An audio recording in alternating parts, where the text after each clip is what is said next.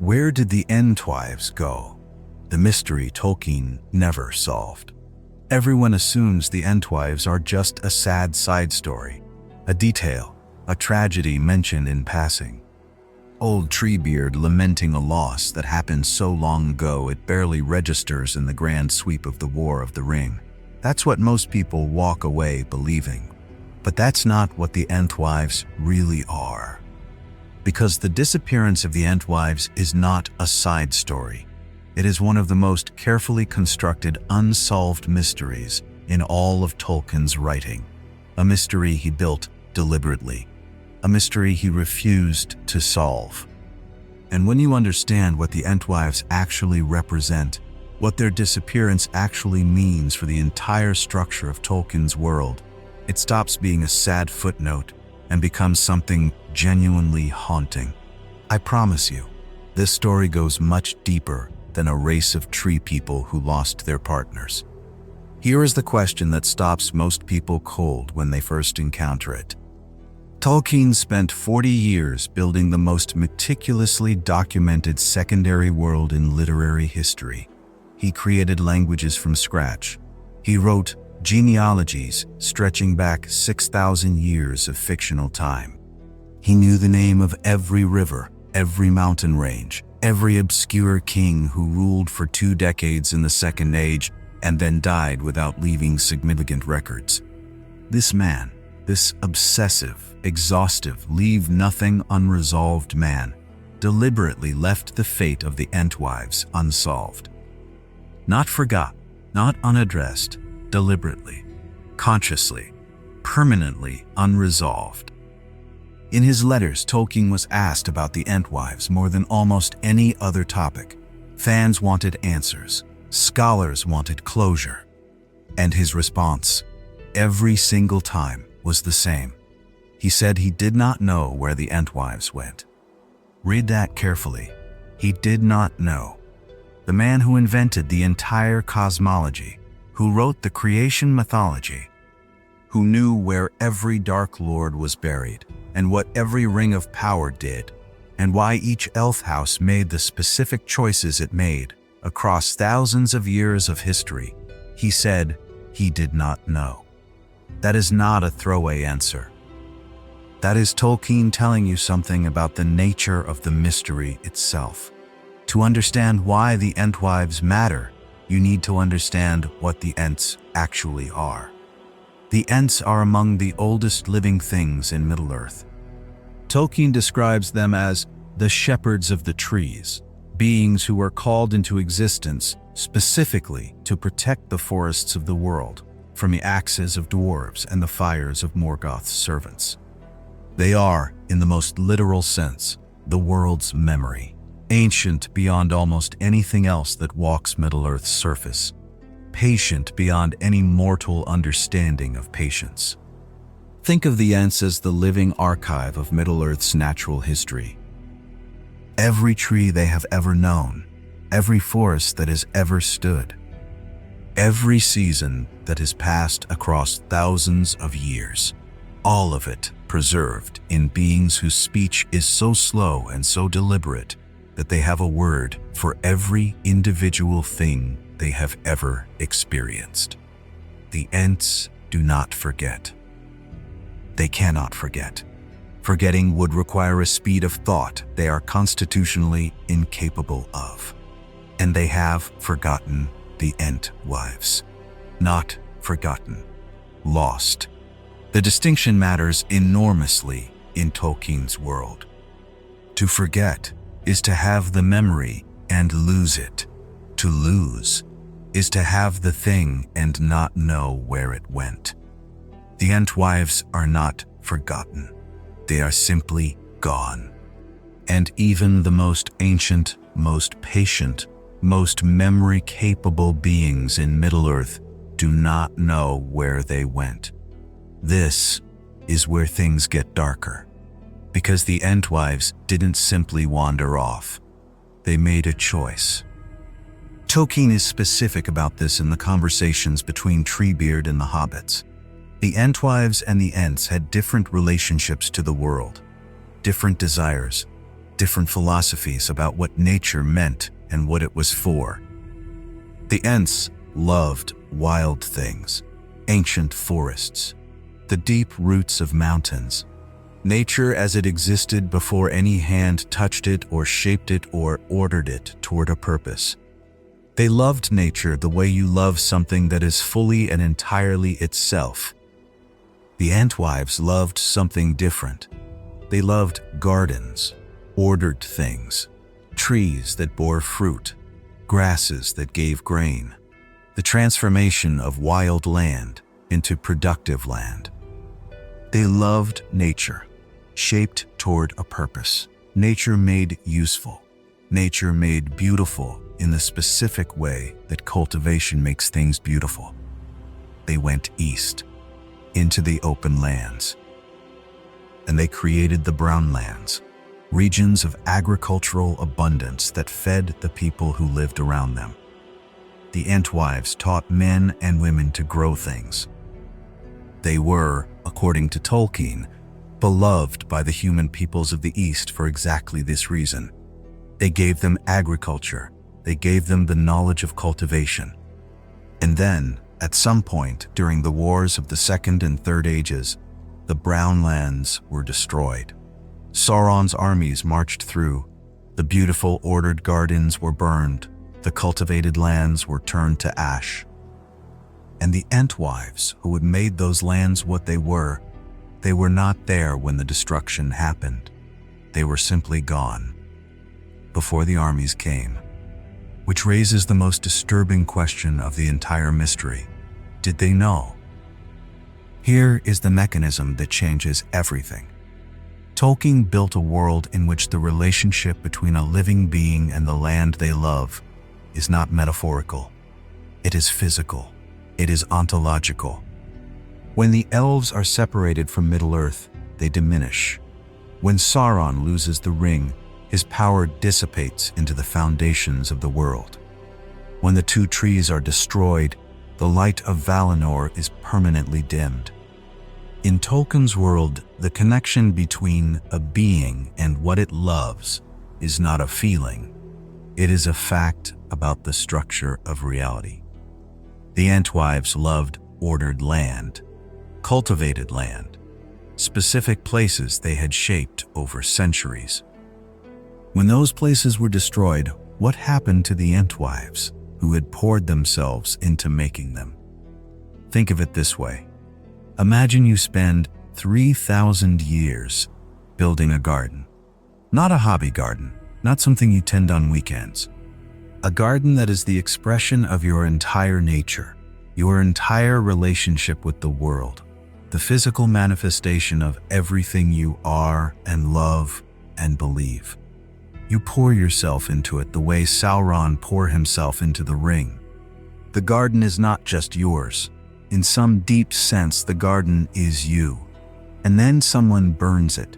What happens to you? This is where the consequences become genuinely unsettling. Because Tolkien did not simply leave the fate of the Entwives unresolved. He left it unresolved in a specific way that suggests the resolution is darker than absence. There are three possibilities for what happened to the Entwives. And Tolkien knew all three, and he chose not to tell us which one is true. Possibility 1.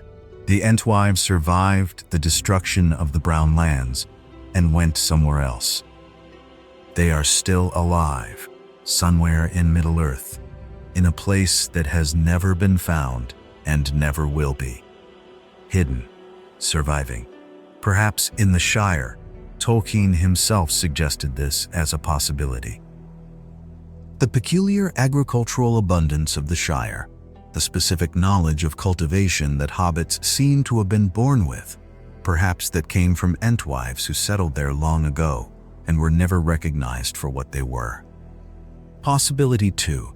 The Entwives did not survive the destruction of the Brown Lands. Their connection to the cultivated lands was so total, so fundamental to their nature, that when the land was destroyed, the Entwives were destroyed with it. Not killed by Sauron's armies, simply unmade by the unmaking of what they were, the way a song ceases to exist when the voice that carries it is gone. Possibility 3. And this is the one that I think Tolkien was actually gesturing at when he said he didn't know.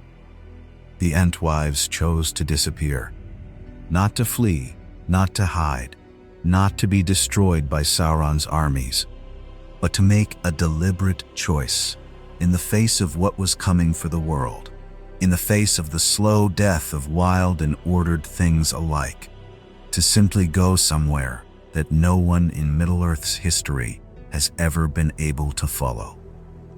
Most people never realized what Treebeard's grief actually reveals. When Treebeard speaks of the Entwives, he does not speak like a being who has lost something to violence or chance. He speaks like a being who has been left. There is a specific quality to his loss, patient, ancient, completely without bitterness, that does not fit the emotional register of someone whose loved ones were destroyed. He has looked for them. He and the other Ents have searched. For thousands of years, across the whole of Middle-earth, they have gone to the places where the Entwives were. They have sent their slow thoughts out through the roots of forests. They have called in the language that was made for calling to living things. Nothing has answered. And the specific nature of that silence, not the silence of absence, not the silence of death, but the silence of something that could answer and has chosen not to, is what haunts me most about this mystery. What if the Entwives heard the Ents calling? What if they heard and did not come? And now we reach the truth that I think Tolkien was actually building toward. The Entwives did not simply represent a different philosophy about nature. They represented a different philosophy about existence itself. The Ents chose wildness, chose the ancient forests, chose to remain in the places that were most resistant to the world's change. Fangorn Forest is almost supernaturally old, a place where the world has remained as it was before the ages of men, before the wars. Before the slow death of magic from Middle-earth, the Ents endured by retreating into the most unchangeable corner of the world. The Entwives chose cultivation, chose transformation, chose to engage with the changing world, to work with it, to shape it, to pour themselves into making something productive and beautiful. It stops to a single and Middle-earth, but takes no trouble. And in a world that kept burning everything cultivated, kept destroying everything ordered, kept turning every garden into ash and every orchard into wasteland, what does it mean to be a being whose entire nature is oriented toward cultivation? It means every age is a loss. Every war is a personal destruction. Every burned field is not a political tragedy, but an existential one. The Ents could retreat into the wild and survive. The wild was still wild. The Entwives had nowhere to retreat, because what they loved kept being destroyed. And at some point, Tolkien never told us exactly when, never told us exactly how, never told us exactly where, the Entwives reached a conclusion about the world that the Ents, deep in their ancient forest, had not yet been forced to reach. That this world, as it was becoming, was no longer a place where they could be what they were. There is a philosophical depth here that goes beyond the lore of Middle-earth into something true about the nature of loss. Tolkien lost things. He lost friends to the trenches of the First World War. He watched the world of his English countryside, the specific rural England he loved, the hedgerows and the smoke-curling chimneys, and the specific quality of an English summer evening. He watched that world be industrialized, be modernized, be transformed into something efficient and productive and entirely alien to the thing he loved. Tolkien was an Ent. He retreated into the ancient things, into the oldest languages, into the mythologies that predated the world he lived in, into the specific wildness of linguistic roots and etymological forests that no modernization could reach. And I wonder if the Entwives were his acknowledgement of a different kind of response to that loss. The response of those who do not retreat, who engage with the changing world, who pour themselves into cultivation and order and the transformation of wild things into beautiful ones, and who eventually discover that the world will not allow them to be what they are. Not destroyed, not defeated, simply made impossible by the world's direction. The Ents are dying. Tolkien makes this clear. Without the Entwise, there will be no Entlings, no new Ents growing from the slow union of wild and cultivated philosophies of nature. The Ents will grow fewer, will grow more like trees, slower, less conscious, less present, will eventually become indistinguishable from the forests they shepherd. And Middle-earth will lose something that cannot be replaced by any victory over any Dark Lord. Because what is lost is not just the Entwise. What is lost is the specific relationship between wildness and cultivation, between the ancient and the productive, between the thing that resists change and the thing that transforms it into beauty. Both are necessary. Without the Entwives, the Ents are incomplete, not weakened, incomplete, missing the half of themselves that made them whole. The Fourth Age begins. Aragorn is crowned. The ring is destroyed. Sauron is defeated. The Age of Men dawns, with all the specific hope and beauty that implies. And somewhere in the world, in the Shire perhaps, in some unnamed corner of the East, in a place that no elf or man or hobbit has ever properly recognized, the Entwives either survive in hiding or have ceased to be what they were, or have made a choice that Tolkien refused to reverse even in fiction. And Treebeard keeps looking, with the patience of something that has been looking for thousands of years and will keep looking for thousands more. And the silence keeps answering him. The unanswered question of the Entwives is not an oversight in Tolkien's mythology. It is the specific shape of a particular kind of grief. The grief for the things that are not destroyed, but simply gone, that do not die in a way you can mourn and move past, but simply become absent in a way you never fully recover from. Some losses have a shape, a date, a place, a battle where something ended. Some losses are just absences that accumulate, that don't end, that never resolve into something you can put behind you. Tolkien knew about those losses. He lived them, and he built them into the deepest silence of his world. The Entwives are not gone from Middle-earth. They are simply not where anyone has thought to look, and the most patient creatures in the history of Tolkien's world are still looking. But the Entwives are not the only thing that disappeared from Middle-earth without explanation. There is another disappearance in Tolkien's mythology that is older, stranger, and in some ways more disturbing.